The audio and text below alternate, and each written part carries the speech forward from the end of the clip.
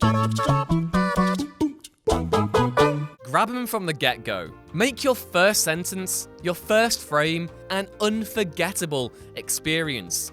Hook the reader in and never ever let them go. It's an important writing tip, but it's amazing how many comics just don't follow it. Even comics that are now very popular or recognized as classics. Spanning decades, publishers, and even fame, I'm Yoon from What Culture, and here are 20 absolutely masterful first pages of comics for your viewing pleasure. Number 20, Superman number 423. Whatever happened to the Man of Tomorrow, the last story to feature the Silver Age Superman, has an unusually long intro based on an earlier stories, but what's easy to miss is the image. The statue is beautiful and appropriate, yet the people around it seem to be ignoring it entirely, implying that Superman is not only dead and gone, but has been gone long enough to become part of the scenery. This subtle detail helps set up the story that follows, where a reporter interviews a Lois Lane who's had plenty of time to mourn and then move on after Superman's death. Number 19, Daredevil number 181.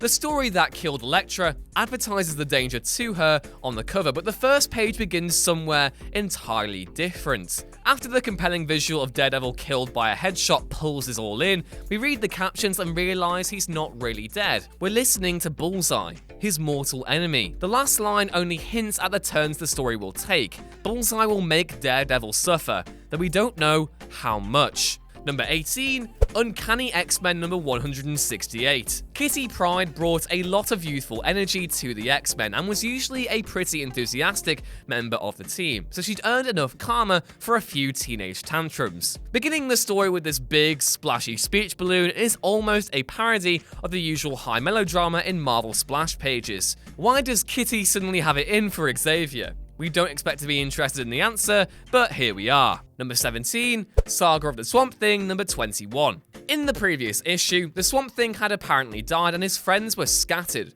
The face of the old man belongs to General Avery Sunderland, the man responsible for Swamp Thing's death. Seeing the world of the series turned upside down so that the villain was now the victim was only part of the jolt to long-time readers of the series. The rest comes from the lyrical language Woodrue uses to describe his surroundings and the interesting interplay of comic panels and panels of glass. A compelling start to one of the most game-changing stories to ever be published. Number 16, Fun Home. This simple scene gets to the heart of Fun Home a lot more effectively than Mouse's first scene did. The detail of rare physical contact and the notion that Bechdel was willing to endure discomfort to get it indicates the troubled relationship she had with her father without overselling it, and the idea of Icarian games is a sad and beautiful symbol of the fragility of life. Number 15, Astro City number 1. What does Superman dream about? Well, Samaritan, Astro City's Superman stand-in, dreams of the very thing he has the power to do. Only in his dreams, his flight is unburdened by his many responsibilities in the waking world. Cover designs don't get much simpler, but there's still an important detail here. The clouds haven't merely obscured his nether regions, but the dreams has reduced him to the Ken doll smoothness, an artistic choice worthy of discussion, except we don't have time because we're only at 15. Number 14, Fantastic Four number 51. The story features a body swap and a trip to another universe, and yet it's still oddly grounded, coming immediately after the Fantastic Four's first battle with the godlike Galactus. Its emotional heart is the Thing's heroism in the face of his own misery, so we begin with the Thing merely standing in the rain. But lest anybody think this is a quiet story, the ambiguous captions are fairly screaming that the excitement is about to begin. Number 13, OMAC number 1. What the holy hell is this, said the average reader, opening this first issue. Nobody built a splash page like Jack Kirby in the 1970s, and OMAC was one of his lesser-known masterpieces, a compelling vision of the world that's coming that still reads like it could have been written last week.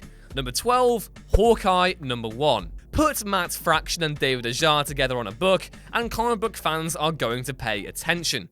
The pair had previously presided over a barnstorming stint on Iron Fist with Ed Brubaker, so when they were attached to do a new Hawkeye book in 2012, fans got very, very excited. Right from the get-go, that excitement was justified. The image of Barton leaping off a building in Avengers fashion with the caption of, "Okay, this looks bad," proved to be a defining image of the series. Number 11, Incredible Daredevil Science Fiction number 33. This story, Judgment Day, is better known for its twist ending, which we won't spoil here, but it starts strong too. We quickly identify with Toltron. After all, he's a human like ourselves, but the outpouring of emotion from the robots, their desperate need to be accepted, infuses this first page with a desperate energy. Number 10. Saga number 1. Alana grimaces and swears while a mysterious finale caption flows over the shape of her face.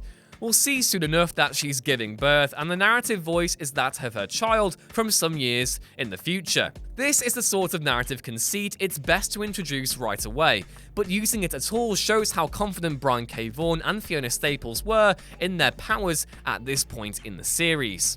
Number 9. Sin City. The Hard Goodbye. Just in case the name of the series, nicknamed from the fictional Basin City, not Las Vegas, and the high contrast black and white art was too subtle, Miller takes care to evoke the divine and the damned right up front.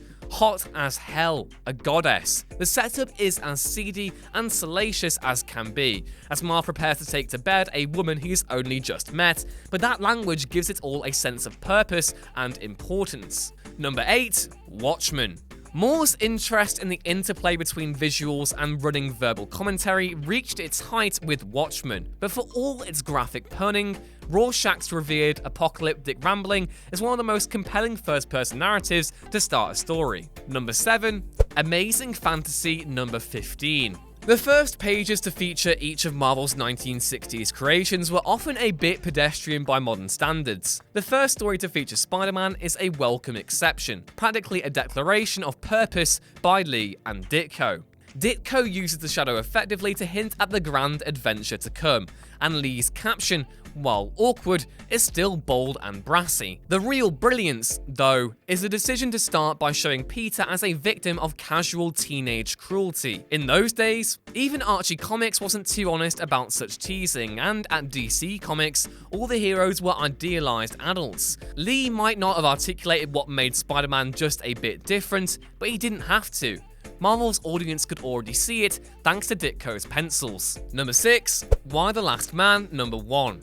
Brian K. Vaughan is another master of the first page. Here, he and Paya Guerrera pull off an amazing trick. While setting up the premise of the series instantly, they pull the reader into the desperate disorientation that the remaining women feel by not letting us get attached to anybody on the page itself. The upset mother at first seems like she might be our viewpoint character, but she's shunted aside as the policewoman actually talks over her. We're then drawn to the policewoman herself, who seems relatable and like she knows something of what's happening, but the last panel makes it pretty clear we won't be spending time with her either. Number 5. The Mighty Thor number 337. Far beyond the fields we know, the core of an ancient galaxy explodes and a molten ingot of star stuff is left behind, but not left alone. Has there ever been a more appropriately operatic beginning for a Thor story? This was Walt Simonson's first issue, and he announced the scale he'd be working on with a really big bang. It would be some time before we found out what that ingot would be doing, but it only took 2 more pages to reveal that it wouldn't be anything good.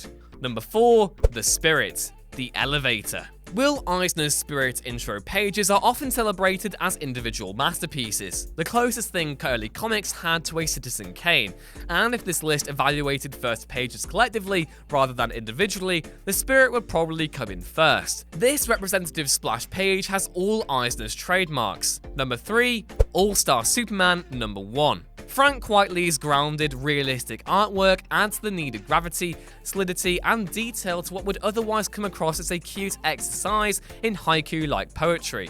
Of course, it only really serves to evoke Superman's origin if you know it, but by 2005, everybody did. Number 2. Death Note Volume 1. Death Note is not like other manga, or really like anything else at all. It's a story of elaborate mental chess games that sometimes go on for hours and a terrible power sure to corrupt almost any human who uses it. But before we get into all of that, we have a simple 2 frames showing Ryu the demon and Light the human. Light, the story's anti-hero, is already murmuring about the state of the world, and he will spend the series believing that all his actions stem from a desire to improve that state, from social conscience. Number 1. New Gods #1. With this first page, Jack Kirby was breaking firmly with his Marvel work, portraying Ragnarok, the death of the Norse gods like Thor, one of his long-running Marvel projects. As the name of the series implies, the old are giving way to new gods, which Kirby himself would now create. Kirby's booming beginning is unmatched for sheer scope